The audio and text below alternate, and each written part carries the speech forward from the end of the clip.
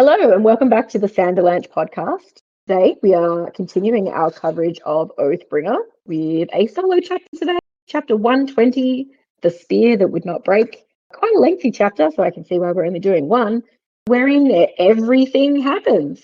This is it. This is what we've been waiting for.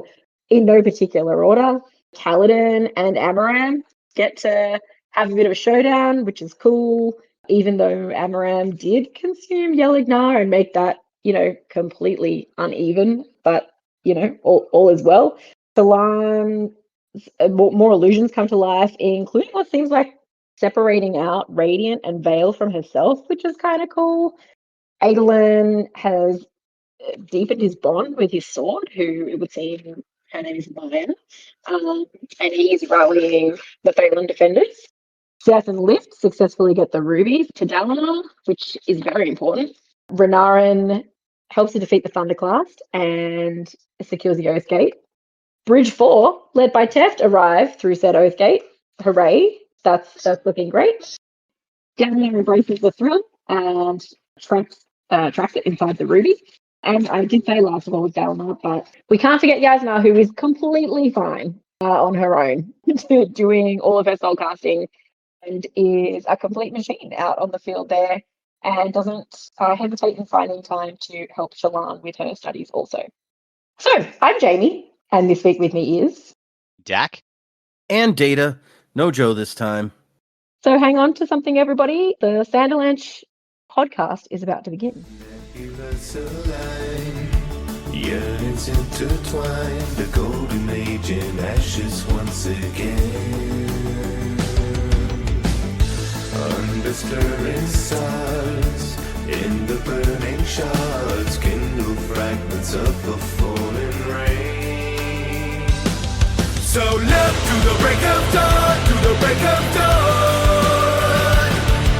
Stronger together now. So yeah, one big chapter this time. I mentioned previously, it's longer than short stories that we've read by themselves. So big old chapter, many things happened.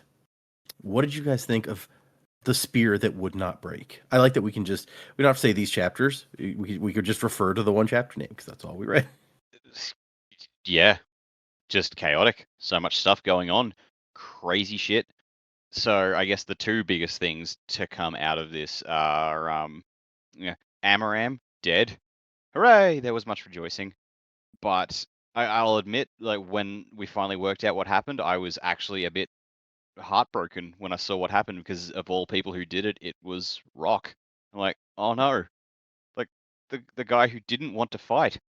Like, the one guy who's just like, no, I'm not fighting. He's the one who had to make a kill. And I'm just like, oh no, what's that going to do to the poor guy?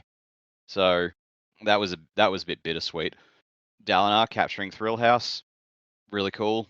I loved the way he did it. Again, I think we'll probably talk about it more when we get to the end of the book, but I think with everything that's gone down, like in the last few chapters, but even earlier in the book, I think I can safely say Oathbringer, I think, is my favorite of the Stormlight books thus far. It's gotten me the most emotionally, so yeah. We can discuss that more later, but yeah, like Dalinar taking out Thrill House, I'm like, all right, I think I can safely call this one now. Yeah, Yasna, like, this is the shit we came for. This was really cool. I don't know what to make of the Shallan stuff with Veil and Radiant and how that's all working. Yeah, I'm just baffled. Like, so, all right, they're there. Everyone can see them. Yeah, I can't wrap my head around this stuff. I think it's just confusing. I'm still trying to process what else. Like, I know we talked about it. Like, what else happened? Just because it was so much, and trying to internalize it all. Yeah, Seth, Lift, they were awesome. Renarin got some good moments in, so that was nice. Adolin, like fighting the giant monster, that was cool. I liked his buddy that helped him out as well. That random guy was like, "Yes, I help you." That guy was fun. Yeah, just lots going on. I really enjoyed, I think, most of it, if not all of it. So, yeah, good chapter. Yeah, it's interesting how with so much stuff happening, pretty much everybody gets a little moment at least, if not a few little moments in there. So it's kind of nice. Yeah, it really does feel like the climax, not just of this book, but of the last three. Like, this is where a lot of it has just come to a head. I'm like, man, book 4 is going to have to step things up if it wants to, you know, like build on this, because this is a hell of a climax. Oh yeah. Like it feels like, you know, this, like, if the Stormlight were a trilogy, and obviously it's not, and there's a lot more to go, but this would be a fitting end to a trilogy if that's where we decided to go. Yeah, I could see that. There's a lot of payoffs, a lot of things getting, like, Amaram storyline getting tied up. You have we've been building towards something with Dalinar for all of these books, and it seems like you get the payoff here where he's almost turning and then not, and he makes Yeah. that decision. So I could see that. Yeah. Yeah. Also, one thing I forgot to point out about Amaram getting taken down. It's like, it's nice that really Amaram's story, as we know it, started with him killing Kaladin's men and ends with him getting killed by Kaladin's man. So That's that true. was some nice little symmetry. Yeah. Also, I tend to agree with you. When I got to this point, this was probably my favorite of the three. At in the fandom, I think Words of Radiance is often one that people pull out as a favorite, and I've heard Most people I've spoken to have said, yeah, Words of Radiance is their Yeah. favorite. And I've heard people complain that this one gets to be a bit of a slog around, like, the Kholinar and then Shadesmar stuff, but I don't personally find it to be. So, just different tastes. Yeah. Yeah, I'm gonna start backwards and go overall, even though we haven't finished this book. I really like this book. It feels tight. I feel like we've got a few more things resolved than, like, so far than we might have in the other books.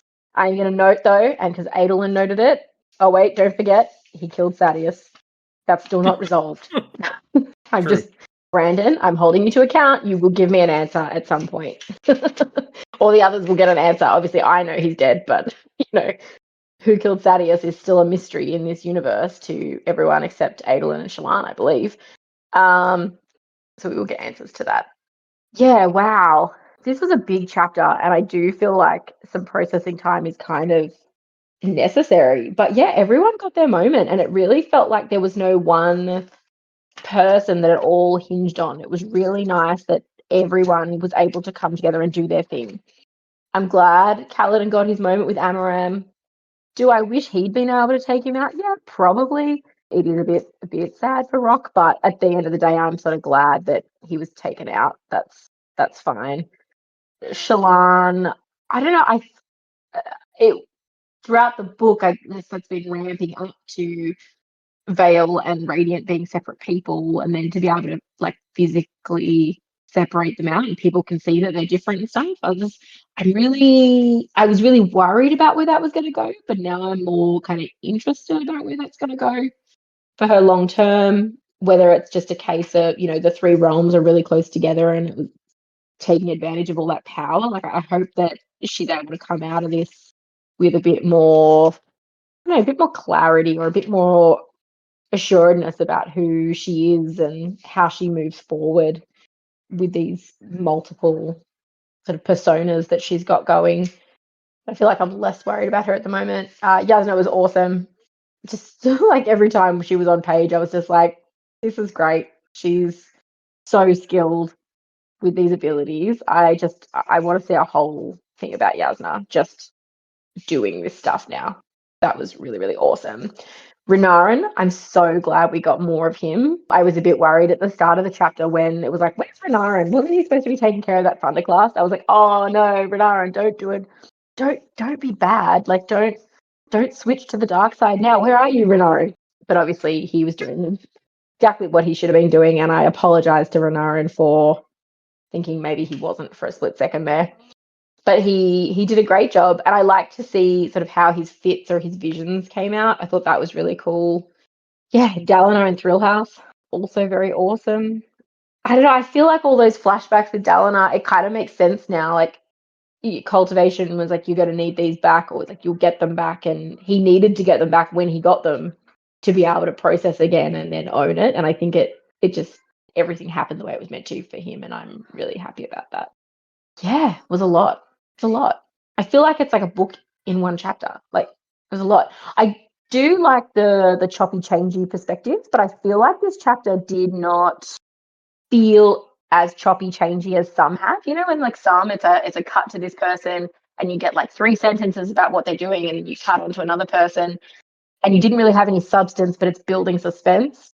I feel like every time we switched from one to another, we were getting something out of it. So, like, while it was choppy changey, I think it wasn't just pure chaos and keeping you on your toes. I think everything had purpose, and I really liked how that went. Yeah. I think it also helps, and I agree with you. It felt like we're getting substantial stuff with every perspective change, and that does make a difference. But I think it also helps on some level that we're in the same. All our perspectives are pretty much in the same place, and what happens in one is playing into what's happening in another one. Like, Seth and Lift are affecting what's going on with Dalinar, and True. Adolin and Renarin are affecting each other, and Yasna and Shallan and stuff. So I feel like that makes it feel more smooth also. Yeah, definitely. And you hit the nail on the head, I feel like, with the stuff about Dalinar's memories. He got them back exactly when he needed them. Even though it didn't make sense to us or him at the time, he got what he needed in order. And recognizing the thing with the thrill, for sure, but I think also to avoid the thing with Odium, because if he hadn't remembered what happened until then, and Odium gave him those memories back, he wouldn't have had time to get used to it and resist how horrendous it was. So we might have lost him. Absolutely. He almost needed like the memories to go away so that he could heal as a person and build himself back up without that burden. And then to have them back, now you've got a strong foundation. You can deal with these now. And so he crashed, but not for very long. And then to come through it and go, no, I can be accountable for what I did. I did it. It was my call. You may have been there influencing things or pulling things in the background, but it wasn't you, mate. And just to be out, like, how strong he was at the end of that was pretty amazing. And he even got to be he got to be clever, because he was the one person who figured out, like, I understand this stuff about the Unmade now and how to handle this, when nobody else had quite, like, he talks about how Shallan confronted the one under Urithiru, but even she didn't understand what happened. She tried to do the same thing in Kholinar, and it didn't work because you weren't bringing the same thing to the table with it. Yep. So good on him. All right, I guess let's move into these chapters, y'all. Or these chapters. This one chapter that we read, because it's insanely long. And we get another piece of the Way of Kings postscript. If the journey itself is indeed the most important piece, then I traveled not to avoid duty, but to seek it. So, all right. I see what you're doing. We ended the last section with Dalinar basically handing out assignments. Like, you go do this, you go do that. And so Kaladin is doing his thing. He's going to try to protect Dalinar while Dalinar goes into the mist. And also deal with Amaram. Mist again? God damn it, this is Mistborn. Yeah, this is a freaky red mist that takes the form of, like, dying horses and people and stuff. So it's a little bit different. Damn it, McLovin. And I love that we start out with Kaladin still blaming himself for not being able to swear that oath. But it's like, no, let's deal with this later. We got a guy to handle. Really is just like he will always find something to berate himself for, won't he? Absolutely will. Mm-hmm. Poor guy. He's just not going to be able to. Anyway. And then we go to Adolin, who is first off like, "Wow, I'm not dead. That's pretty cool." And there's a moment with him and Shallan where she's like, "Hey, are you okay?" And he tells her, like, "I'll be fine. Go save the city. Be radiant," which is pretty cool. Yeah. He's also mourning his jacket. He's like, oh, man. The jacket thing killed I was me. like, not before he has a dig about the fact his jacket got wounded. You poor man. Your jacket. Like, to be fair, though, at this stage, I'd be disappointed if Adolin didn't make a crack like that. It's like, I've come to expect it. Okay, yeah. It's Adolin needs to Adolin, yeah. Mm-hmm. And then Shallan creates her, like, army of illusionary army, I guess is the better word to put it, out of all the people she's ever drawn, more or less. And one of them is Adolin, and she's made him a Windrunner in this illusion, and he's just like, yeah, I can't handle that. Okay, I'm going. There's a lot to unpack there. Yeah. Just make him feel bad about not having powers, whatever. Mm-hmm. But also to give him specifically Kaladin's powers. Like, oh, come on. She's like, these are real cool, right? Yeah, why not? And I love for a moment he reaches out to pick up a sword that he finds, and he's like, oh, wait, duh, I'm back in the real world. I can summon my sword now. And then we cut to Seth, who is no longer Seth, son Villano, or Seth. He's Seth of the Skybreakers. And he's jealous of Kaladin, because Kaladin gets to hang out with Dalinar. But whatever. I said I was going to do what he told me to do. And him and Lift are going to head off and try to get that gem. And Lift says to the sword, you're not going to eat me again, right? Or try to eat me. And said, don't be silly. You weren't evil. You're nice. And I don't eat people.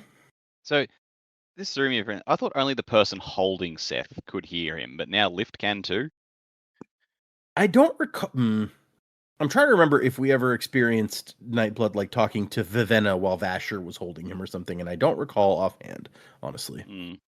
I feel Although, like I guess maybe. to be fair, she says it. Nightblood responds, then Seth responds, and then Liv responds to that. So it's entirely possible that she's just talking. She is talking true. to Seth, not the sword. Yeah, we're in Seth's perspective, so he would hear that. Yeah, I'm just like, she's. Yeah, it's unclear who she's talking to. If she's aware it's the sword, or she thinks that Seth is just doing that himself. I will not draw the sword unless you are already dead, and I decide to accept death myself. He says, and she's like, "Great, yeah, this is awesome. Oh, okay." And Nightblood's like, hey, you're supposed to contradict me. Whenever I said I didn't need people, Vasher contradicted me. I think he was joking. Anyway, as people who have carried me go, you're not very good at this. And Seth's like, no, I'm not good at being a person. It's a failing of mine. Which, ouch. Right? And Nightblood's just like, hey, it's fine, man. Look, there's lots of evil for us to slay. Let's do that. Seth's having Nightblood's having a great time, so. This is like Dragon Ball Abridged Nappa. He's like, yeah! This is my best day, Vegeta. If that was the voiceover for Nightblood, I don't think I could take it. Actually, Jamie listened to the audiobook for these chapters, and she had a thought on Nightblood's voice. Uh-huh. Yeah, he's sillier than I expected, and I was getting hedonism, but Interesting. it was really weird. Yeah, I mean, Michael Kramer did an extremely good job, but I was like, in all of these like times where I could have heard Nightblood in the audiobook, I actually haven't, and it took me really by surprise. It was hilarious. My gosh, now I'm gonna have to find a clip of this. Yeah, Looks like there's a lot of evil Especially today. because I'd mentioned it like a little bit, yeah. Like it's not spot on, but it was definitely giving me that feeling. And Jack was like, like a funny little goblin kind of voice, and I was like, I could see it. Like I could see how it all would come together like that. But it was much sillier than I was expecting it to be. Okay. I never do audiobooks, so it's every time you talk about it, I'm like, oh, now I want to go listen to this. I know that I can't do a whole audiobook, but I need to find pieces on like YouTube or something. I'm just trying to think like of all the robots Nightblood could be, I don't think Hedonism Bot is what I would have expected. So like I could see Roberto, like that totally would feel like a Nightblood to me, but wow, okay. I could see that would be amazing. Santa. Yeah. Robot Santa, sure. I could see a Bender even. I would have thought it would be a people to slay today. a bit gruffer maybe. Yeah. Destroy evil, like a bit. That's what I was kind of expecting, and I feel like he was a lot jollier. And I mean, he's happy about it. I know he likes to kill people and he likes to, destroy it. Like I get that, but he's way too excited about it. It was good. Like I think it fits. I was just sort of taken aback by it. It was really funny. That's great. Okay. Oh, I gotta find this. Okay, so we move back to Kaladin, who is being told by Amram, "You should thank me, boy." Because the fuck you say? Like for what? I created you, Spearman. I forged you. And then we get our question answered from last time. I think it was Jamie who's like, "Can they bond to shard blades?" It looks like yes. Yes, you can. Because Amram has his original sword that he stole from Kaladin, and he has Oathbringer at the same time. I was very glad we cleared that up. And we got an Yeah. answer to that pretty quickly. Yeah. I mean, not a great situation for our heroes, but good to know for sure. And not only that, but Amram is very good with these two swords, which is unfortunate. Kind of makes me think of I don't make me think of Avatar: The Last Airbender actually, in Zuko with his like two broadswords or whatever, or maybe Jet with his two hook swords. Either way, Yep. Dual wielding. surprised that doesn't come up more. Like we haven't seen that before. Maybe the people just like, is that allowed? Yeah, right. But yeah, I guess most people probably just don't have the ability to get a hold of two shard blades. But 'Cause, I mean, we've seen Adolin win shards before, and never once did he consider taking a second blade. He, gave one away to Kaladin, who then gave it to Moash, it's true. and so on. So it's like yeah, having a second was just didn't seem like it was even on the table. Yeah, I wonder if he's gotten And training. the Alethi that are going, what do you think about that? We know that like Zahel trained him for all sorts of weird situations. I wonder if Adolin's ever had like dual shard blade training. Zahel does seem like the sort of dude who's just like, oh, why don't you just carry two of these things? Oh yeah, I can see that. And everyone else is just like, why? He's like, because then you'd have two. Yeah, like I don't understand the question. What do you mean why? Two blades better than one blade. Although, given how giant the shard blades are, there's probably a lot of two-handed using of one blade. Yeah, but they're lighter than a sword that size has any right to be, so... True. Well, and especially if you've got, like, shard plate, because then you're much stronger, so... Yeah. Which Amaram has, at least at the beginning of this fight. It kind of breaks through the course of the fight, and not really from anything Kaladin does. But we cut over to Dalinar, who is walking into the the red mist and seeing things from past battles. And he's just like, hello, old friend, and steps in there, which bold move, my man.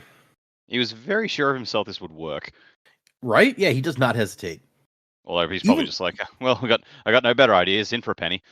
Even when he does not yet have the ruby that he needs to do this, he's just like, yeah, they'll get it for me, it's fine. Yep. In for a ruby, in for an emerald. And we cut to Shallan, who's creating all of these, even drawings that she's lost and doesn't have anymore. All these people popping up. There's her dad and her mom, and that's got to be uncomfortable. But then there's Vale and Radiant, and they hold hands, and she's really putting a lot of work into this, into creating an army out of nothing. Well, out of Stormlight, technically, I guess. And then we cut to Adolin, who has gotten some troops together, and he's pushing through the city. And they see a bunch of bad guys going one way, and he's like, oh crap, Yasna's over there all alone. We got to go save her. And then they round the corner, and you find Yasna perfectly fine. It says a glow faded around her, different from the smoke of her storm, like geometric shapes outlining her. So I don't know what that means necessarily. It's like, we need to save Yasna. It's like, no, we don't. You need to save the people Yasna is fighting. And then Adolin finds a bunch of bad guys and starts cutting them down. I mean, he's got a shard blade. They have nothing to match that, so it's actually really easy. And he's like, wow, I'm just got so used to fighting Parshendi for years. I haven't killed another Alethi since I can't even remember. And then it pops into his head, well, don't forget about Sadius. It's like, oh, right. It doesn't count. I think it counts, but I'm not naysaying it. Yeah, no. I mean, for that matter, I'm not naysaying him killing these guys either, because what choice did he have, really? They're all controlled by Odium and in some sort of like blind, thrill-induced bloodlust. And then we go back to Yasna, who we get some interesting details about what's going on with her. It says she can see into the cognitive realm, on some level at least. Like, as glory spren go by, she can see their shapes in the cognitive realm. And then there's so much stormlight everywhere, she's taking in more than she's ever had before. And also, it's just soul casting is becoming extremely easy. A bunch of soldiers run at her, and she's just like, turn you all into, what does she use, crystal? No, smoke. She just, with a wave, a whole group of soldiers is smoke. It says, once their souls would have resisted mightily, but today, too easy. And then she walks up to the section of the wall that's been destroyed, and She's like, okay, I got this, and reaches up, and we cut away. So I don't know, was it obvious to you guys that she was about to try to fix the wall, or what did we think? I'd sort of made the joke last week that she could probably plug the hole if she turned like soldiers' bodies into crystal or something. But I guess just like undoing the hole just by itself. I'm like, that makes sense too. Yeah. We go back to Seth of the Skybreakers. He fears not death or pain. That's the sweet reward of death had already been snatched from him. It's like, dude, all right, chill a little bit. He's gonna hang out in their war meetings and just like say something, and they'll just be like, "Dude, turn it down." The Alethi are in the middle of a meeting about war, and everybody pauses and turns and looks at Seth like, "What?" I can totally see that. Like, dude, that's far even for this room. Dallin, I was just like, Seth, we talked about this. Keep it at a 6, not a 10. I don't know if Seth has a setting of less than 10. You're a little intense, my friend. Yeah. And then Lift calls him Crazy Face as she goes off to try to like smoke out the one with the ruby.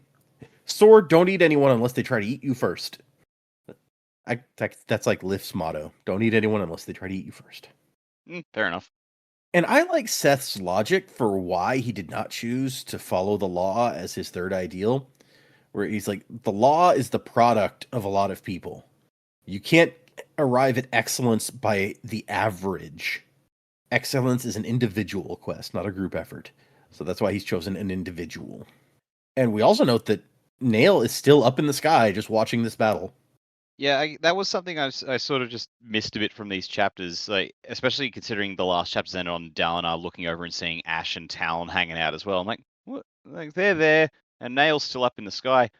What are the heralds up to at this point? Right. I guess Nail's just said he's going to watch the whole thing. Yeah, all right. But it's like, there's a lot going on, and those are 3 pretty important characters who are just kind of absent. Yeah, they don't show up at all. Other than this note that he sees him up there, we don't see them at all in this chapter. Yeah. And then Effused flies out of the ship with the ruby, and Lift follows, but can't fly, so she just starts cursing. And I love the sword's like, wow, that's an impressive vocabulary for a child. Does she even know what that last one means? And if she does, do you think she'd tell me? Nightblood wants to say a swear. Nightblood needs to expand his swear bank. It's fine.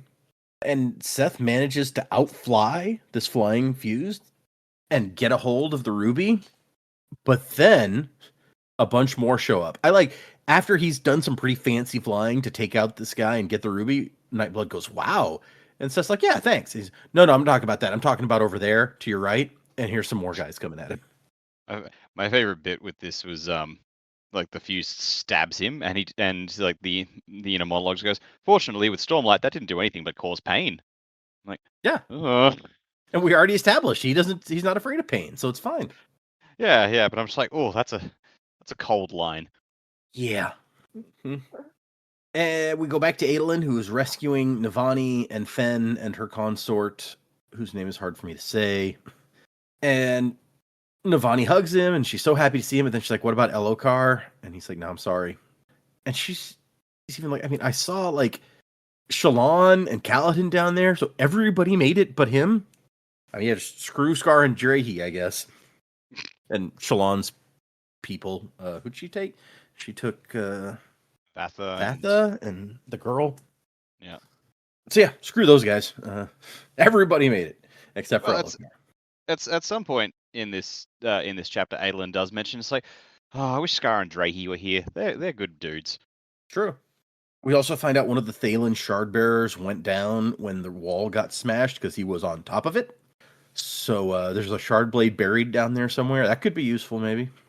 And then we see the results of Yasna's soul casting. The wall shakes, and suddenly the gap, it says metal grew like crystals to fill the hole, and suddenly it's just bronze. This one section of the wall is giant bronze patch in the middle of the stonework. And we get what I think is another new swear where Fenn's just like, towns, palms. Which is hard for me to say also. Yeah, that's an odd collection of L's. And Adolin's like, okay, well, actually, change of tactics. having the wall fixed makes things easier for us. Let's do this, this, this, and this. He switches gears very quickly. Then Yasna just kind of walks over and looks at all the rubble, and she's like, and cocks her head, and then turns all the stone to smoke, and hey, there's a shard blade. Yasna's really That useful. was easier than going digging. Yeah. Right? And so Fenn's son, Aelin's like, you go down, you get the sword. And he assigns everybody down here to do something or other, kind of like Dalinar did on the field. Aelin kind of takes command, and he's like, you go do this, you go do that. And just like on the field, they're like, well, what are you going to do? And Aelin's like, I think those guys up there trying to fight that Thunderclass could use help from a weapon specifically designed to cut through stone. He's like, I've killed a chasm fiend. I'm going for something bigger. Yeah, well, you got to go somewhere from there. Yeah. And we go back to Kaladin and Amaram, and Amaram is just like real good with these two blades, and Kaladin does not have that much sword training, has never seen somebody using two swords at once, so he's barely holding his own. Meanwhile, as the fight continues, Amaram's shard plate starts to like explode in places, and crystal pushes out from underneath, which is deeply disturbing. Yeah, he's turning into Space Godzilla. It's terrifying. And Kaladin also has to pay attention to any fuse trying to go after Dalinar in the middle of the Thrill Cloud, in the middle of Thrill House. We're just going to go with it. But Yeah, it makes Dalinar him nauseous. went into the Thrill House. Yeah, works perfectly. It makes Kaladin nauseous to get too close to it, though, so that's a problem as well. And when he gets distracted fighting the fused, he suddenly starts taking arrows, as Amaram has one of those giant shard bows that shoots arrows as thick as a spear's haft. And so he has to dodge those at the same time. I forgot those existed. Yep, we haven't seen one in a bit. I think the end of the last book, actually, is the last time we saw one. Mm. And it's been a long time since we were there. They were What's developing happened? them, weren't they? Yeah, I think they were new-ish at the beginning of the first book, because Sadeas uses one in the Chasm Fiend fight with Elokar and Dalinar and Aedelin. But I think they were relatively new there. And then we go back to Dalinar, who is reliving old battles from his youth inside the Thrill. And he starts to understand that the Thrill isn't, I don't know that you can say not evil exactly, but it's not like conscious. It doesn't understand. It doesn't hate people. It's just like a spren with one single driving force, like flame spren, burn, laughter spren, or like laughing. This is like a fight spren. It exists for the fight.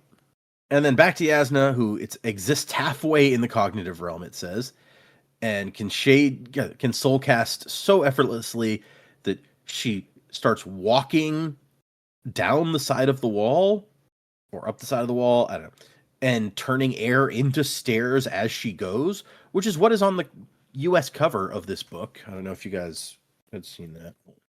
No. Let me share the art in here, but that's here's the art of the cover without the details, like the Brandon's name, which is enormous on the cover, and the Oathbringer and stuff, so you can see the picture most easily. But where's my paste? There it is. Oh yeah, neat. Yeah, so people had a good idea just looking at the cover Cool. that Yasna was going to be doing some cool stuff. Very cool. That is pretty cool. I like her blade. The bronze wall plug. Yeah, the bronze wall thing. And her blade is very white here. I don't know if it's ever described like that in the book, but which is interesting with her dark spren. Her spren is like inky black, and the blade is apparently white. If this is an accurate depiction, which who knows? Like how the Thunderclass is in the background. You can't really see his face, but it looks like he's looking at the wall, just going, "I just broke that." I like that interpretation. I'm going with that. Yes, that's what's going on. It's like so annoyed. And not only is she just, making steps as she goes out of nothing, fused or like coming through the air, and she's just like can swat them out of the air without even a thought. At one point, she turns some air into a wall of pitch, and when the fused flies through it and gets pitch all over themselves, Yasna soul casts a flicker of fire and catches the dude on fire. Which that's, oh man, like I feel like we're kind of going a long way. If you can just turn people into smoke, like now you're just being dramatic. It's like I'm gonna put pitch all over him and then light him on fire. That'll be cool.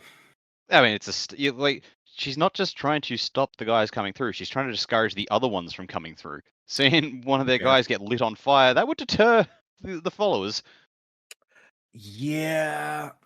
Yeah, Like, no, that's true. Turns one into smoke, they just be like, "Oh, what the hell just happened?" Turns one into sets one on fire. I was like, you're not ignoring that. Yeah, no, yeah. Good point. And there's one that like it is flying at her, and she doesn't even look at it because she can see into Shadesmar. She uses the reactions of the Spren in Shadesmar to know exactly where it is, and just like swings her blade and cuts the guy's head in half. And just continues with her conversation. It's insane. Like, this is another this one is of these so cinematic. Yeah, and I feel like this is what we've been waiting for a while. We've been like, Yasna will just tear shit through this army if given the opportunity. And here she is with the opportunity, and she did not disappoint. Yeah, we've never seen her like going all out before, and we've known for a while it's like she would be a badass. So Yeah.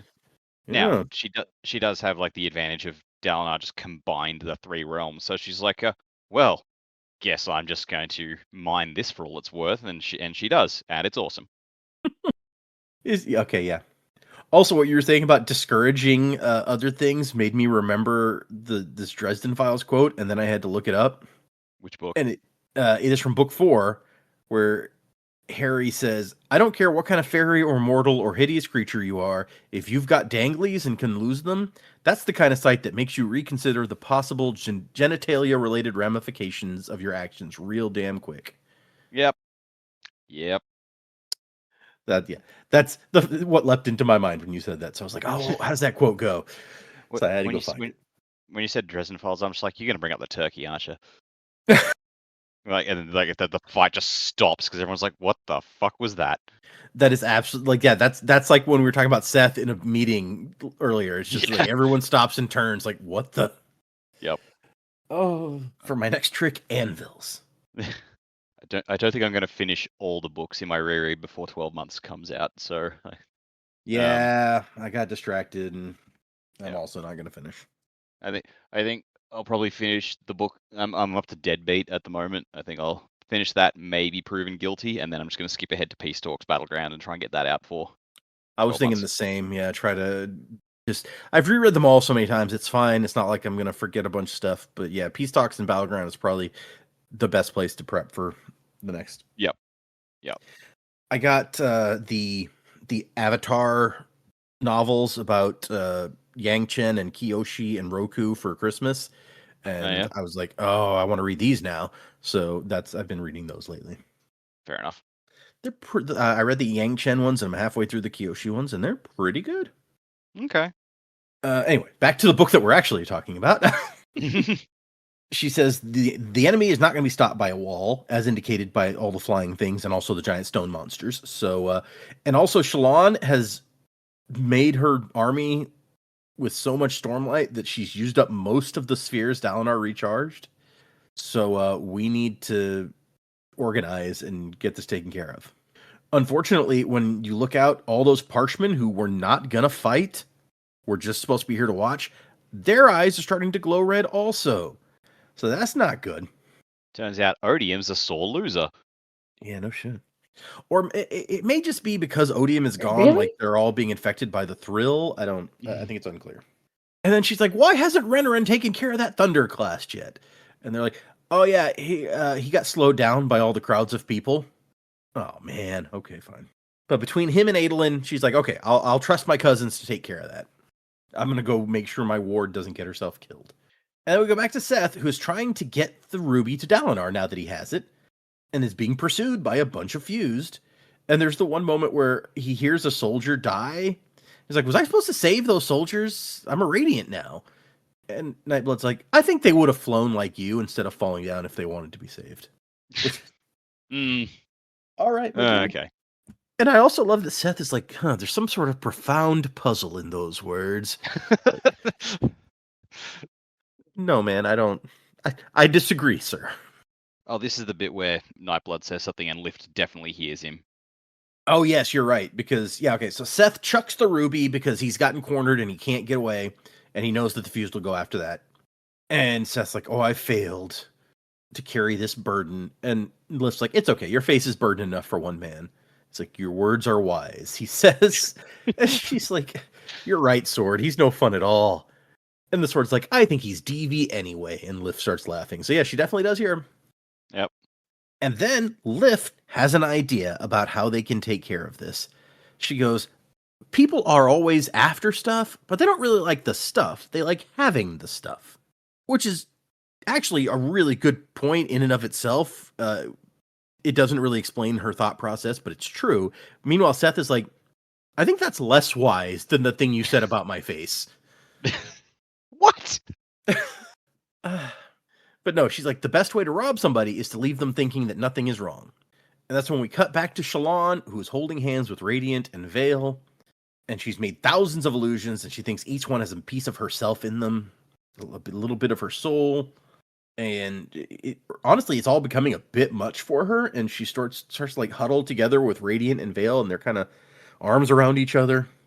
And a voice is like, hey, could you stop hugging yourself for a minute? I need some help. I'm sorry, I love Lift. And it's true that she's better in small doses, but still. Like, she has been phenomenally better in this book than her previous appearances. I don't like Words of Radiance and Edge Dancer. There were plenty of times I'm just like, oh, you are so frustrating. I don't think I've had any of those moments in this book. It's like we haven't had like too many of the really sweet and heartfelt moments, but she's a lot less grating, I think. I think that's the small doses thing, yeah. She doesn't have time to be great. And we cut back to Kaladin and Amaram still fighting, and Amaram's like laughing. You've got great form, Spearman. Do you remember when you first came to me and begged me to take you with me? You were a blubbering child who wanted so badly to be a soldier. So he's continuing to try to convince Kaladin that, like, yeah, you're successful, and it's all thanks to me. Look how great I made you. And then Kaladin... nice to see, like, Amaram's true personality. He's not hiding what he is anymore. Yeah, it's true. As he gets consumed by crystal. Yeah. Genomite is rock candy. That would be a twist. No one would be expecting that. And Kaladin's like, I've killed a guy wearing shard plate before. I can do it again. And Syl's like, yeah, maybe stab him in the face. And he's like, okay, yeah, let's do that. He also shoots a rock at the horse to get it to run away with that big bow. And Hamram's like, oh, you're beating up an animal because you can't defeat me? Once again, the horse. Yep. Yeah, the horse. It didn't die, though, so, you know. Small mercies. And then there is a giant fused who comes to help. Even taller than plated Amaram. Has an enormous club. And as Kaladin watches, the creature's brown carapace-crusted arms covering his face like a helm, growing to thick armor in a matter of moments. So it's got really thick carapace, and it can grow it into shapes and things. So that's not good. We call this wrecking ball form. Not ideal, no. Aelin's going up the street, trying to take out or get close to the Thunderclast, I should say. And he gets in there, he starts slashing at the thing's ankles, essentially. He's talking to a sword like, this is what you were made for, right? Like, shard blades have always been impractically long for duels, but against something like this, and he can feel it. The sword wants to fight. And not only does he get this feeling, he gets a word from her, Maya Lauren. So, like, her name? And he goes, right, Maya, let's bring this thing down. So this relationship is developing between person and sword. I love everything about this. Yeah. Let's see. There's a long series of him and the really impressively surviving this fight with the Thunderclast, because he has no business doing as well as he does, although he does get the crap kicked out of him a bit. And he manages to, like, cut through its ankles enough that when it moves, it breaks. But then it keeps going, no problem balancing on the stump of its leg. It's just, I guess, a little lopsided now. Dalinar, back to him. He's with the Thrill, and he tells it, I embrace you. I accept what I was. Thank you for giving me strength when I needed it. I was that man. I understand you, as he's reliving all this stuff. And then we see Venli even, briefly, as she runs away from the fight. And Timber inside of her is helping her hold on to, like, it's, in this case, the rhythm of the lost, these old rhythms, and encouraging her. And she starts to say the first oath, life before death, strength before weakness. And then a fused grabs her and it's like, hey, what are you doing? You failed to obey the word of passion. And like just kind of screams at her, and you have to choose who you're going to serve. And she's like, yeah, no, I choose. It's good. And he just nods, like, okay, good then, and goes back. And we get a conversation of sorts between her and Timber, where she's like, I'm still wearing one of their forms, but I can hear these old rhythms again. There was a void spren in my gem heart. How? And Timber says something. He's like, wait, you've done what? How can you keep a void spren captive? And her section ends with her finishing Journey Before Destination. And she can draw light from a sphere now. Well, this is a development. Right? I guess that means Timber is one of the Radiant pretty Spren. Cool. Mm-hmm. And you may remember Dalinar last time was like, well, there's 9 orders represented here. Where's the 10th one? Well, here we go. Okay. Just not where he expected to look. She was standing right near him, too. Back to Adolin, who's run into one of the Thaylen shard bearers who just has the armor. And he's like, okay, you can take hits, and I can cut it. So you distract it, and I'll get in there. There's also a moment in here where he saves like a little boy who's going to be crushed by the monster, which is pretty cool. Even in these horrible moments, he's being a decent dude.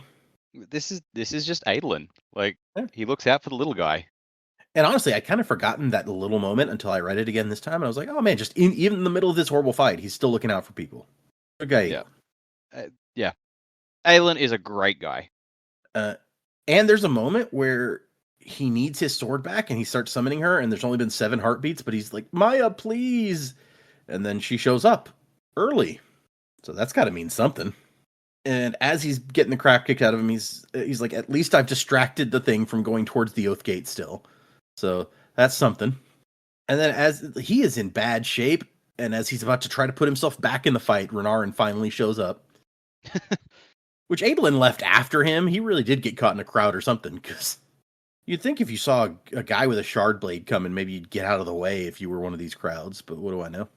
Maybe he just didn't have his shard blade out at the time. Yeah, maybe. And Renarin's like, Adolin, what are you doing? Don't be stupid. Go get away. You're unarmored and you're going to get killed. He also heals Adolin from whatever really bad stuff has just happened to him.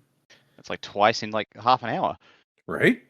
And Adolin accepts that Renarin is right. And he's like, okay, I'm going to rest for a minute. And he gives the Thaylen guy his shard blade to go with the plate. And he's like, here, you take this. Meanwhile, Renarin runs at the thing and gets squished. Like, hand just like smashes him like a bug. And Adolin freaks out until he sees Renarin's shard blade cutting up through the hand that has crushed him and cutting it off from the wrist. And he looks fine. I'm so glad Renarin found his groove. Right? I'm not sure. I think it even says here, like, Renarin seems to heal faster than the others. Because I don't know that I believe, from what we've seen, I believe Kaladin could get squished and just pop right back up. No. Maybe Miles could do that, but we haven't seen anyone on this planet with that kind of healing. True, Miles probably could. And then there's what I think is a cool scene of Seth.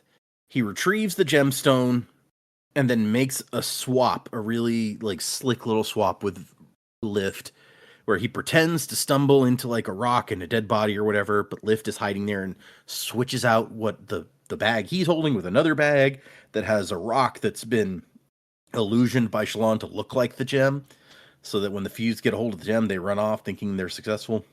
And Seth can keep leading them on while Lift goes to get the thing to Dalinar. But after the Fused have gone, thinking they won and got the thing back, Seth tries to go into the Thrill Cloud, the mist, and he cannot do it. He's like, I got to get away from here. And she's like, yeah, fine, I got it. Go back, help the redhead. And she goes in. So good on her. We cut back to Amaram and Kaladin, where Amaram is screaming in pain as more pieces of crystal grow out of him and break his armor even more. What the fuck? Yeah. Like, we didn't see this happen to Aesudan. We did not. Of course, we didn't see that much of her after she swallowed the thing. Yeah, true.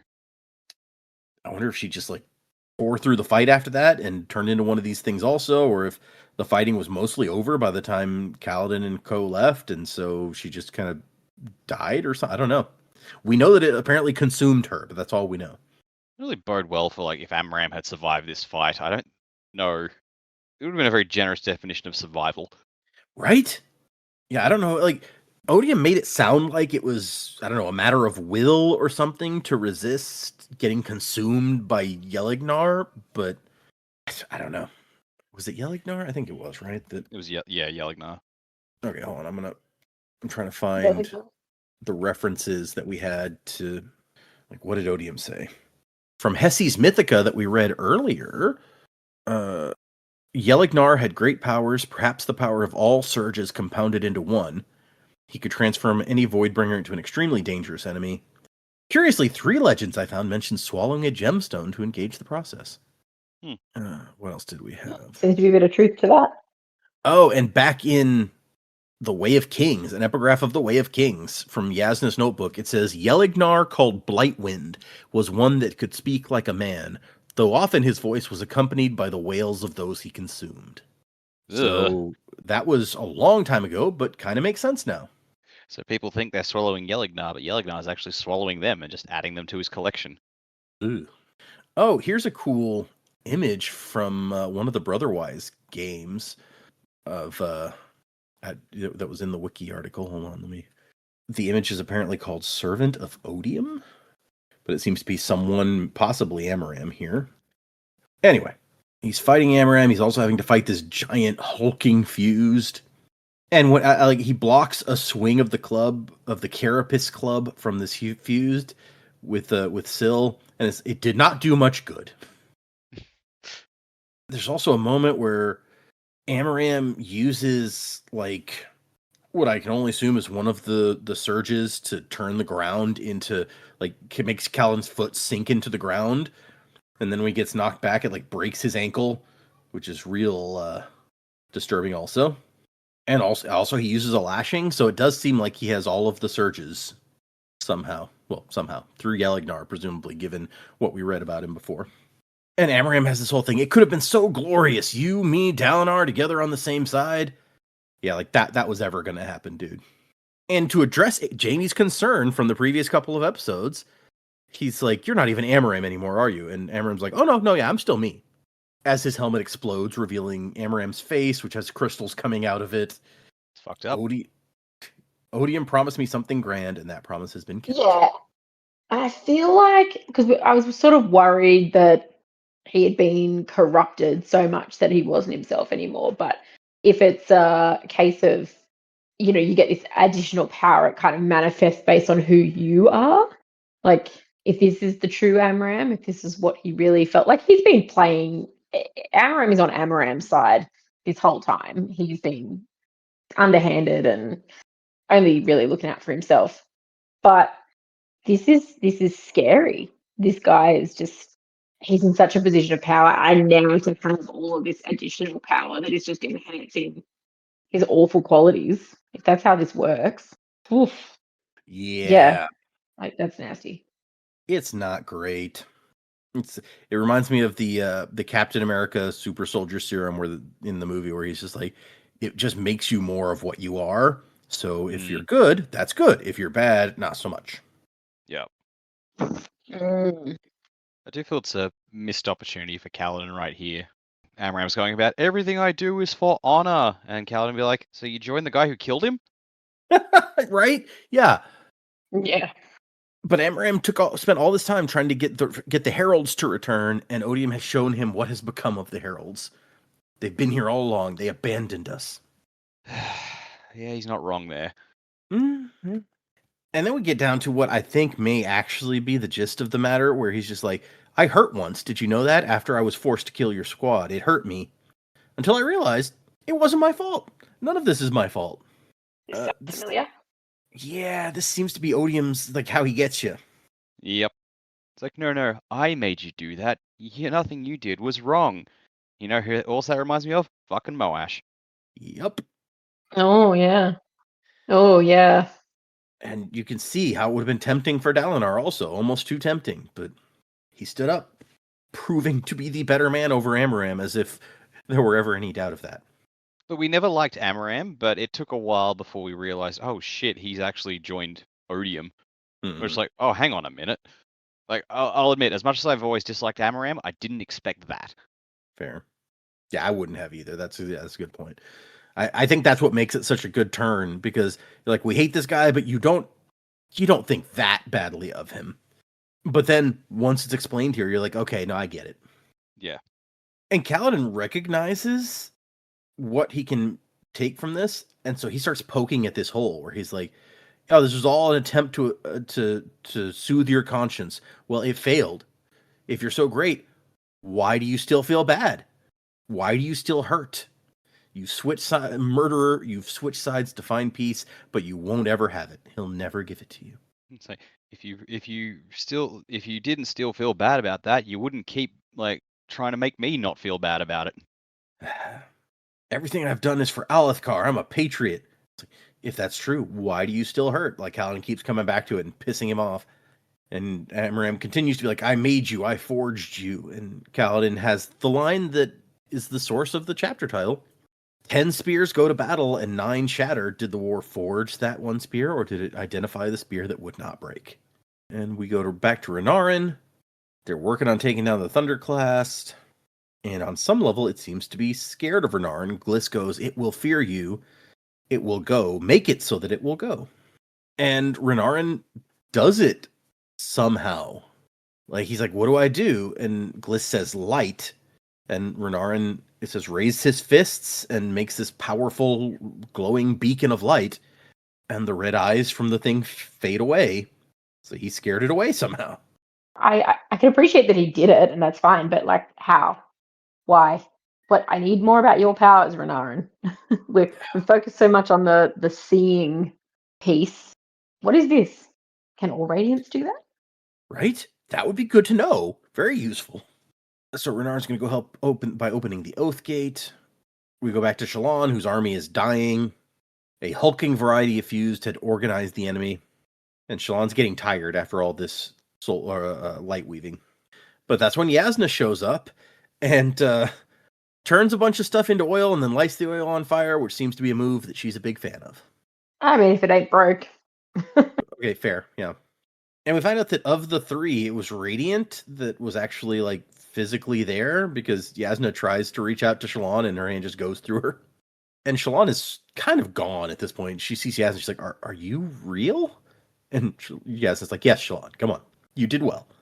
And they have a discussion about soul casting, where we get some cool information. Yasna says that different materials have to be convinced in different ways. You have to offer stone like freedom if you want to turn it into something like air, but air you have to like impose your will on, essentially. It felt a bit like Shy with the soul stamp. He's like, you can't go too far away from what it really is. Like, you've still got to appeal to it and convince it that it can be whatever it is. It's a similar kind of vibe. Yeah, for sure.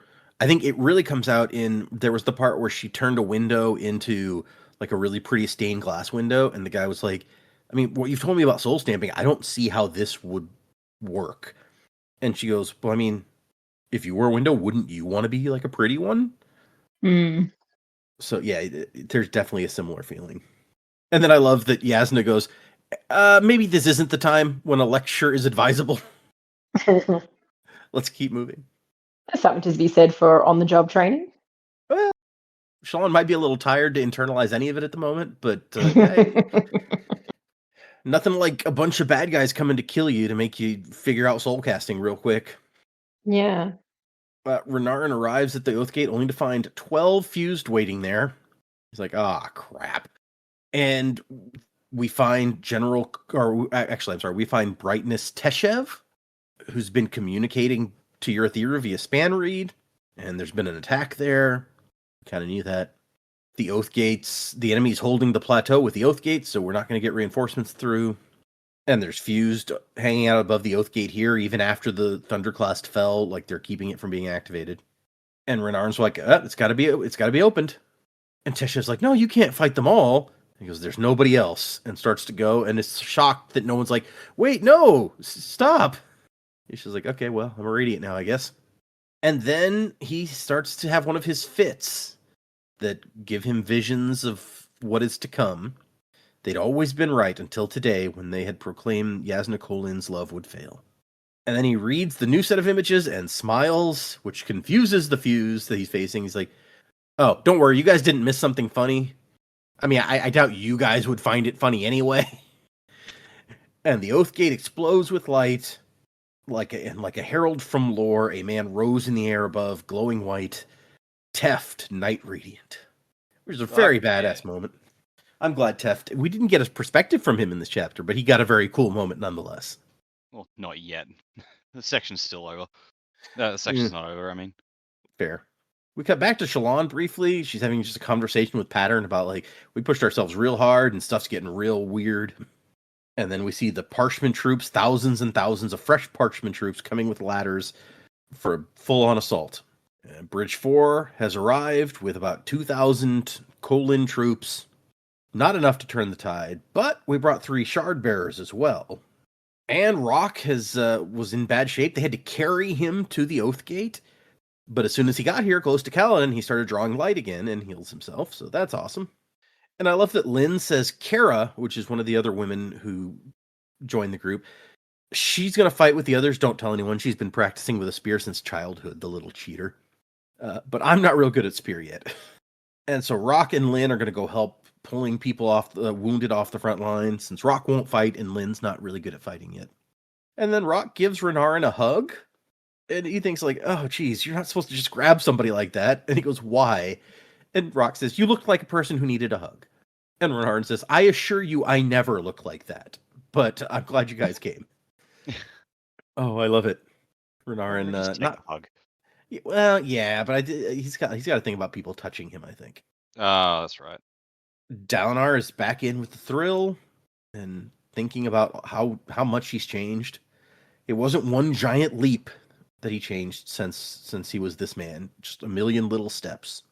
And then someone's hand grabs his, and he's like, Lift? You shouldn't have come in here.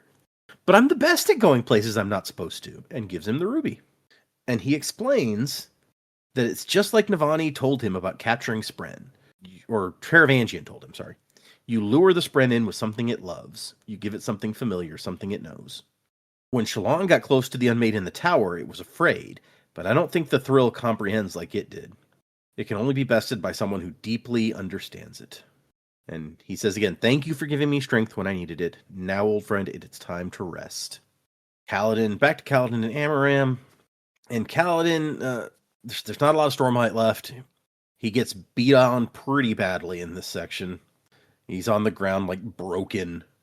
And then the fused freak out as the red mist implodes and vanishes. And they start running. But Amaram, on the other hand, is still there, although now he has a dark purple light in his chest cavity, which is completely empty except for the gemstone. So yeah, his chest is gone except for a gemstone. It's not just consuming your soul, it's like literally consuming you. Ugh, yeah. It's really gross. It is. Like, why anyone would choose this. I guess maybe he didn't know exactly what would happen, but still. And all Kaladin could do is he's like whispering the whole time. It's like, Amaram, I see what you are, what you've always been. I see the guilt. You tried to break me as a slave, but you failed. They rescued me. And Amaram is about to kill Kaladin, and Kaladin's like, Bridge 4. And then Amaram takes an arrow to the head, going right through his skull. And as he turns to see where the arrow came from, he gets another straight through that gemstone heart, and it explodes, and he drops. Yeah! And yes. On the one hand, it's an extremely cool, badass moment. On the other hand, it's in some ways disappointing. Like Rock, who Kaladin turns and sees Rock holding the giant shard bow. He doesn't really have a personal history with Amaram, so... No, but he's just doing the Bridge 4 thing. He's like, that's my friend and my commander. I will defend him. Yeah. Bridge 4. Doesn't matter what the threat is. Bridge 4. And as you mentioned, like, this is probably going to have some ramifications going forward for Rock personally. Yeah. So it's story-wise, it's an interesting choice to make here for sure. I did think for a minute, it's like, surely they're not going to kill Amaram now. Amaram seems to be like the bastard who keeps getting away from things, so maybe he will live to fight another day. And then it's like, nope, smoke out the corpse and 2 shard blades dropping on the rock. I'm like, oh, all right, he's dead. Yep. Sounds pretty dead. Yep. I'm not sad about it. I'm good. Nope, no regrets. And Kaladin got to be right there for it, so that at least he didn't get to see Sadeas die. He gets Amaram. That was the personal stake that he had in this thing. Yeah. He's already kind of made his peace with Rashon at the beginning of the book, so maybe he'll be happier after this. Let's not go nuts. Yeah, fair. And all of the after the thrill is gone, all of Sadeas' soldiers, the glow fades from their eyes. It says some of them run and retreat with the Parshmen who start retreating as well. Some of them just fall down and start vomiting and on the ground, and whatever happened, it was not good for him. And then we get Lopin helping Kaladin. Lucky the Horn Eater was looking for you, Gon. The rest of us thought we'd just fight, And then we find Dalinar holding the gemstone and crying. Are they tears of joy? It's over, Captain. It's over. And that is the end of the chapter. So yeah, we appear to have routed the enemy, or at least sent them retreating. The Thunderclasts are both down. So I guess the battle is won. I mean, we don't know for sure everything, but with Dalinar being it's over, that's a good sign. So what do you guys think? We have 2 chapters and an epilogue left, and I think I have decided that for next time we will do 2 chapters. It's going to be not as big as this one chapter, but a pretty large section in terms of what we normally read. So we're going to do 121 and 122, which are called Ideals and A Debt Repaid. And then for everyone listening, after we do that, all we have left is the epilogue, endnote, etc. We're going to do that at the same time as we do the episode we had planned, where we take the Radiant quiz and we talk about the different Radiant orders and stuff. So we'll fill out the episode a little bit since it'll be a shorter section we're reading for the one after next time. But in the meantime, what do you guys think? We've got to wrap up what's going on in this book, and then moving into Rhythm of War for predictions. Where does the story go from here? What were the chapter names? Sorry. 121 is called Ideals, and 122 is A Debt Repaid. Oh man, I don't know what either of those means. Ideals makes me think it's got to be something to do with the Knights Radiant, but there's a large list of characters that could belong to, and that's assuming it's not just chopping and changing between them. So I don't know. Yeah, so I feel like the battle itself is over. Odium, I think Odium is still bound to the world as a result of this. Because I think Dalinar has won their little contest in the name of humanity. So, but that Odium is still alive. So yeah, this the chapter is going to be mopping up the battlefield. It sounds like the Parshmen might retreat because they were not expecting to. If Odium himself has fled the field, then maybe the listeners are also the Fuse are just oh shit, we weren't prepared for this. Let's get the hell out of here. So, yeah, they retreat to regroup. No one knows. Don't know where Odium has run off to. I feel like we still need. There was another name on the perspective list who has not shown up yet. We've barely gotten any of Ash. I think we'll still see the Heralds talk a bit more in the next chapter. Maybe they will. Ash and Town will run into Nail and they'll have their discussion, and Nail will fly off with the listeners. And then there was another name, Via, which I don't think has whoever that is hasn't shown up yet. So God only knows who that belongs to. But oh, that's true. I'd forgotten we had that perspective of a character we had no idea who they were. Yeah, we still don't know that name. I don't even know what ethnicity that name belongs to.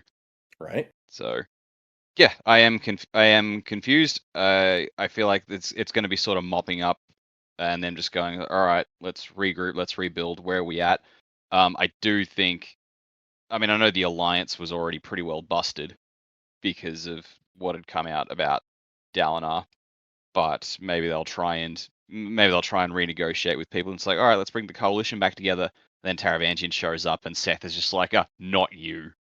Yeah, Seth knows all about some of the more horrible things Taravangian has been behind. So if people were willing to believe him, he could probably convince the coalition.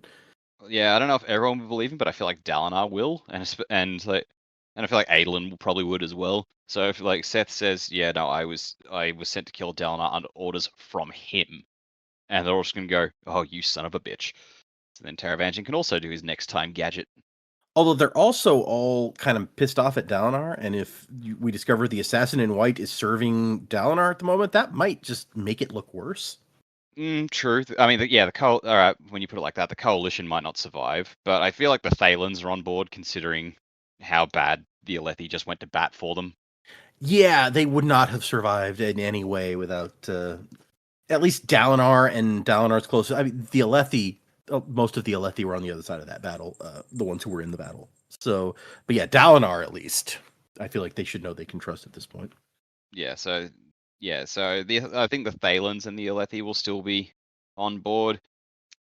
The Azish will depend entirely on if Lift can convince them not to run away. But yeah, it's a hard one to know how the coalition will go. But the core characters, I believe, they'll be on board. Yeah, at least the Azish should believe that Dalinar never intended to, like, he wasn't secretly working with Odium the whole time after he defeats Odium and saves Thaylen City. So that might help convince the Azish, I guess. Yeah, but yeah, who knows? We will see. Oh, and just because we forgot about her and we only saw her briefly. Don't know what Venli's up to either. Right? Not a clue. Yeah. Where you are the presumably only Knight Radiant now on the enemies in the enemy's camp. Yeah. What do you do at that point? Yeah. Who knows? Any clue on how the war progresses from here? Any thoughts? I feel like it's gonna go on. Like Odium's still alive, the fused are still out there, but I have no idea what form it will take. Like, what's Odium's next plan? He was pretty firm on trying to, this is what I'm building towards, getting Dalinar to give in and then allow me to release him. Odium's now stuck, bound to the planet as a result of this contest. So, does he go back just like, I'm going to try and kill Dalinar, and like maybe the power can flow into someone I can manipulate, or I don't know. Yeah, that's probably like the $100,000 question or whatever is. What is Odium? What is his plan? Just failed apparently, Yep. And he's where stuck. does Odium go from here? Yeah, presumably his side follows his lead, so what he decides is going to be real important. Good point. Yeah. Okay. Yeah, I mean, I don't have a lot more than what's already been kind of spoken about. I guess, yeah, I'm really interested to see where Venli's story goes and how she, now that she's, spoken words, how does she get to the others and then be accepted by the others? I don't know. I feel like these characters have all got to kind of sit down because we're like, okay, we've got to deal with the fact the assassin in white's here. He's got some stuff. He knows some stuff. He's also done some stuff. Like how much do you trust him? Well, he's just come to bat for you in a pretty big way. Yeah, for sure. But like there's a lot to, kind of talk about there. What about Glyph? Like a lot of Odium's plans didn't pan out. So obviously the main one with Dalinar. I don't know. I feel like he was kind of getting rid of Amaram. Like Amaram wants more. Here you go. I think Odium knew exactly what was going to happen to Amaram, so I don't think there's any huge ramifications for losing him. How much of the Alethi army did Odium actually get to? If we're saying that maybe Moash has already been kind of tainted with that brush. The army that ran away, have they kind of been siding with Odium, and then those who stayed behind and were physically unwell, were they not on Odium's side? Like how far? I think we need to assess how far his reach actually went within the army, because he didn't stop at Amaram and Dalinar. There's a lot more people obviously that he was trying to get to, so he's got to recover that plan. Obviously Venli's kind of like both sides. Odium's hold on Renarin also didn't pan out, so like there's a huge amount of recovery to do. But how much of Glyph is good, and how much is he under Odium's influence as well? Like I don't know. There's a lot to kind of have a look at there too. I don't know where the war overall is going. I feel like they need some time to recover now. But I mean, I'm assuming Rhythm of War is also quite a big book, so there'll be plenty of time to have a bit of quiet in the beginning, I guess, and then move on. I had sort of put the Taravantian stuff in the back of my mind because he hasn't really been around. But yeah, having Seth, that's dangerous for Taravantian now. I wonder how much of this was predicted in the diagram. I'd really like a viewpoint from him at some point soon. Because yeah, there's a lot there, and now things get a bit dangerous for him if Seth is around too. So if I was Seth, I would definitely want to take that guy out, not held to by some stone anymore. So I really want a resolution to the Sadius murder chapter by the end of the book. I don't want that to hang on to another book, but we'll see. Other than that, I don't know. It's kind of, I guess the rest of the book just wrapping up now. Taravangian is on our list of characters to get a perspective in part 5, and I don't think we've seen one from him yet, so presumably we will at least. Okay. I forgot that he was. So I who knows how much information it'll give. It could be one of those like 2-paragraph perspectives for all we know, but we should get something. Yeah.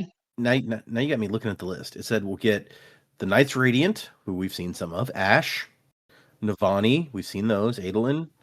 We saw a Yanagon on the boat. We haven't seen Taravangian. I don't think we've seen Polona or Vyre, as Dak pointed out. We don't even know who that is. And Wit, which we know Wit often gets the epilogue in these. So that may be shows that. up at the end. Still a bit to go. You want to see the Sadius murder plot get resolved. I can definitely get, like, he was murdered at the end of the last book, and we've come so far since then and not really made any substantial progress except for Adolin admitting to Shallan that he did it. So how do you see it? If we're going to resolve it in these last 2 chapters or so, how do you see it getting resolved? I don't know. I feel like at least Dalinar has to know, but I don't know. Like, he wouldn't just come out and be like, "Oh yeah, by the way, I murdered Sadius." Do they all go back to the halls of Urithiru and then they're like, "Oh, yeah, what did happen to Sadius?" Like, you've now got no Amaram, so you've got Iolai. I don't know whether she would just come out and confront someone, or I don't know, maybe she does get a bit uppity, and I don't know. I don't know how you would do it. Yeah, she sure I as heck don't want. probably still wants to know who killed her husband. So yeah. Well, she would want to know, unless she manages to uncover. Maybe that's how it gets outed. Like, she manages to uncover that Adolin has done it, or something. Like, that would be quite a spanner, I think. How she would know that, I don't know. But yeah, I don't know. I don't know how they would go. I don't know how they would do it. I just don't want Adolin in another book going, "Oh yeah, by the way, you remember that time I killed Sadius?" Like, it's gotta play in somehow. You said at least Dalinar should find out. How does Dalinar react to that, do you think? Like, if Iolai shows up and it's like, I found proof that your son did it. Like, what does he do? Yeah, I don't know. Because you kind of got to go like Adolin, you can't go around killing high princes for sure. But it was Sadius. Yeah, I don't know. I don't know. I don't think there would be huge ramifications for Adolin.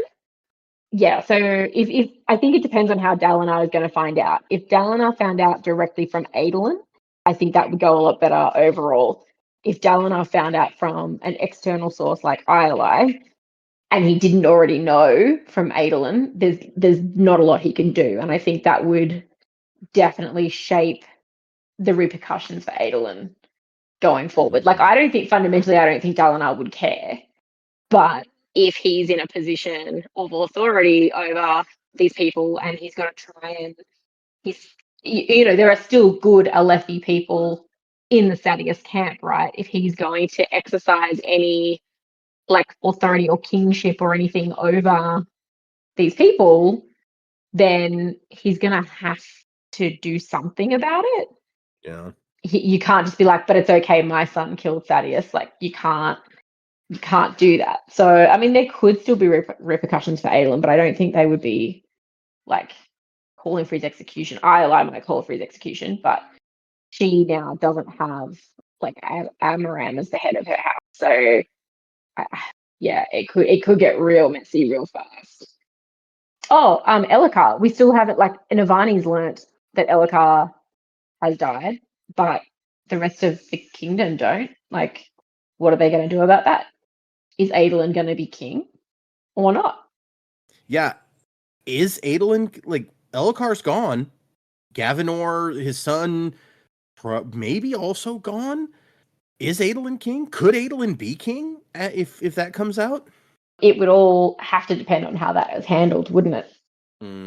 I think the only way you could do it where Adolin can be king in that situation is like Islay would have to be gone. At the very least, we know that, like you said, Amram's gone, and they've also, I think, lost a large part of the Sadeas army in this battle. Mm. So I'm going to call that bright side with a question mark, because Yeah. that makes Islay less of a threat, but it also means Alethi forces overall are weakened.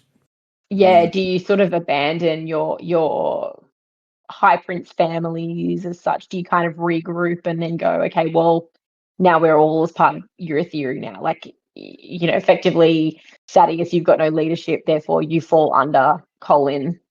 Now, I don't think Islay would go for it, but, you know, they're not going back to, well, where are we? Know that they can't go. They haven't been able to go back to Kolinar, but where else can they go? Actually, that's a good point too. That I will raise a question that I'd like to hear both of your thoughts on. So we have lost Kolinar. Maybe a lot of Alethkar at this point is a conquered territory. Do we need a new king of Alethkar? Is that a priority? So going into the next book or the end of this book or whatever, what do you guys think the leadership looks like? Do we just say Dalinar he's in charge of Urithiru, so he's in charge of all of this? Do we make Adolin king? Do we make, if Adolin can't be king because something comes out about Sadeas here, does that mean Renarin is like? What do you guys see the leadership situation looking like as we move forward? Because it's kind of in flux at the moment. We've now confirmed Elhokar is gone, and that opens up a huge problem. Yeah, I mean, I think that Dalinar's probably just built a lot of trust with the remaining Alethi. You know, he's definitely seen them through this. I think at the moment you would need to almost consider like a wartime leadership situation, put Dalinar in, and then you have to rebuild your kingdom after the fact. I guess that would definitely make sense for the moment, at least. Yeah. What do you think, Jack? I think this all hinges upon if we're going to lines of primogeniture. Is that the word where it's like, you know, firstborn sons and whatnot? I'm like, you know what? Elhokar's sister is still right there. Oh, so true. Maybe we hand the reins over to Yasna for a bit in lieu of rather than trying to fiddle around with like the heirs, because you know presumably Adolin would be Dalinar's heir for Urithiru, and so would Renarin. So she's like, why don't we go back to Gavilar's line? I go, okay, we don't have Gavinor, we don't have Elhokar, but Gavilar had another child. I personally love Yasna, so I love this idea. Yeah. I don't know how the rest of the Alethi leadership reacts to that, given like they're very strict. Men can do these things, women can do these things. Yeah, and like obviously we're looking at it from a lens of this is a character who we know is very competent and would probably do a good job. I also don't think she would want it. Oh, maybe that's not. That's also a possibility. I think she would be great at it, but I don't think she would want to do it. Yeah, and the society would probably not be thrilled by the possibility, but then we don't have a lot of options left at this point. Yeah. Oh, that's good. But also, I hadn't even thought about it, but yeah, does Urithiru pass down in a normal manner? Like, is Adolin the heir to that? Even though, as king of Urithiru, Dalinar is kind of like leader of the Radiance, and Adolin's not a Radiant. Does that preclude him from being in succession for Urithiru title? Like that opens up a whole other can of worms.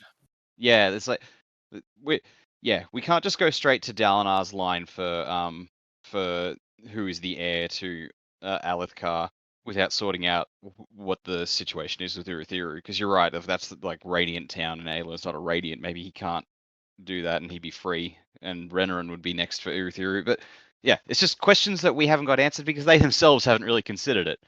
Yeah, they haven't had time, quite honestly. Yeah, like I mean, at no point did they consider, of course Ellikar's coming back. Why wouldn't Ellikar come back? I think they definitely considered the possibility that they were all dead, but it was like the whole Kolinar group, but it wasn't something they wanted to linger on. They're like, maybe Yeah. they're alive, you know? And they had more immediate thoughts of what that would mean than the line of succession. It's like, you know what, let's figure out if we have a kingdom left before we figure out who's going to be the king of it. Yeah, because if there's not, if it's all conquered already, then like Moot point. maybe there's no point in even arguing over it. Yeah. Yeah. Oh, okay. Some interesting like avenues that we hadn't really thought of before, but yeah, lots of possibilities. All right, let's start to wrap up. Let's do a couple of emails, and then we'll wrap this up. The first one I have is from Baragond23, and it's titled Bobbyverse and How I Got into Sanderson. It says, "Hi, Sanderlanche crew. Greetings from Canada. I go by Baragond23 on the internet. I've been listening for almost 2 years now, and meaning to email, but never followed through. Now that you guys are talking about the Bobbyverse, my time has come." And for anyone in the audience, you may remember that was a recommendation we got, was the sci-fi books called the Bobbyverse. And I did read the ones that are out so far, and it's pretty interesting stuff. This Baragon says, "Through a twist of fate, the Bobbyverse is actually how I got into Sanderson. I got the first 2 books on a 2-for-1 Audible credits deal. Side note, Ray Porter is an elite narrator. It's exciting he's done part of Tailored Realities. And when I finished that trilogy, I was looking for more adventurous sci-fi, and Skyward was included in the Audible subscription at the time. I'd seen Sanderson's name before and decided to give it a try. I powered through that and then got into Mistborn and became hooked on Sanderson. I've now read or listened to the whole Cosmere minus White Sand and listened to your podcast slightly out of order as I did. Flip-flopping back and forth between When Honor Dies and the Mistborn Era 2 intro music was certainly jarring." Okay, well, now I feel like we may have really spoiled this person for at the beginning of Way of Kings. That was the big spoiler that people got mad at when we started doing Way of Kings, and spoiled. Here comes the spoiler again from Mistborn Era 2. Spoiled Wayne's death. Sorry, Baragond. He doesn't seem too broken up about it. It's true. Yeah, maybe he was really mad at the time, but we've just gotten beyond that now. Yeah. I'm emailing after listening to episode 263, the conclusion of part 4 of Oathbringer, and am basking in the return of volcano theories. Never be afraid to swing for the fences, guys. Side note to Data, will you let them use the Coppermind with Time Machine after this book? It would probably help keep track of characters and such. I'll get back to that in a second. In short, you guys are a great Sanderson podcast, easily one of the best in my mind. Your banter's top tier. Keep it up. All the best from Baragond. So, the Time Machine thing on the Coppermind is a wiki of Sanderson stuff, and the Time Machine functionality is essentially like it's a feature in the Coppermind that lets you say, I want to see the wiki as it was on this date. So you can put in the date that Oathbringer came out, and you won't get anything that came out past that, so that you don't spoil yourself on stuff. Interesting. That's a great idea. Whoever came up with that, well done. Oh yeah, right.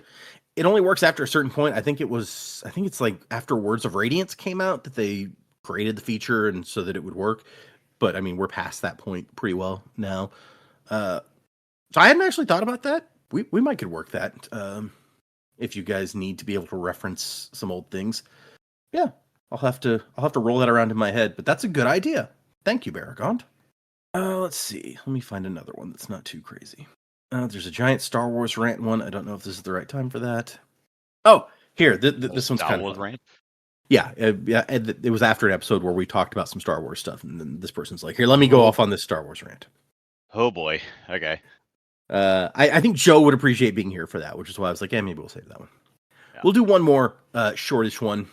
We've still got a bunch in the mailbox, so if you've sent one, even if you sent one a little while ago, sometimes I'm picking and choosing a little bit. We've also got one that's got some spoilers in it that was sent back in September that I still can't read. So these things happen, is what I'm saying. Don't think that we didn't get your email, because there's still several in there. But this one is from Ola. Okay, no, I'm going to say this one is from Simon, is what the from box says. And the title is Swedish Podcast. Hi guys, longtime listener and fan here from Sweden. Have been around since one of the first episodes. Your pod is the highlight of every work week, and as a huge Sanderson fan, I write an email in my head after every episode that I never get around to sending. Together with There's Always Another podcast and Stormpod, you've inspired me and my friend to start our own Read Along Cosmere podcast in Swedish. If you have any Swedish listeners, we would appreciate a shout out from you guys. It would mean a lot. And if this is a thing that you don't do, we fully understand. Keep up the good work. Love, I'm going to say Ola Lind at Mistborn-Podden, Podden.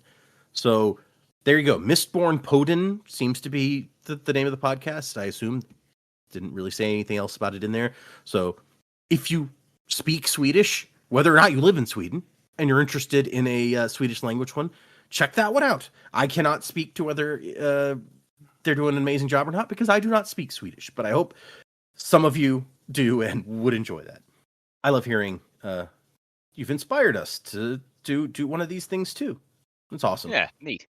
So thank you guys for the emails. If anyone would like to send us an email, the address is thesanderlanch@gmail.com. Check us out on Instagram and Facebook and Patreon, where I am still putting up my readings of Isles of the Emberdark. And Dak is going to start his Cosmere RPG a couple of sessions pretty soon. And as we said last week, if you guys are interested in him, recording some stuff, talking about it, giving us a recap of the kind of stuff that they did, let us know. It's only going to be a short one. To the Patreon.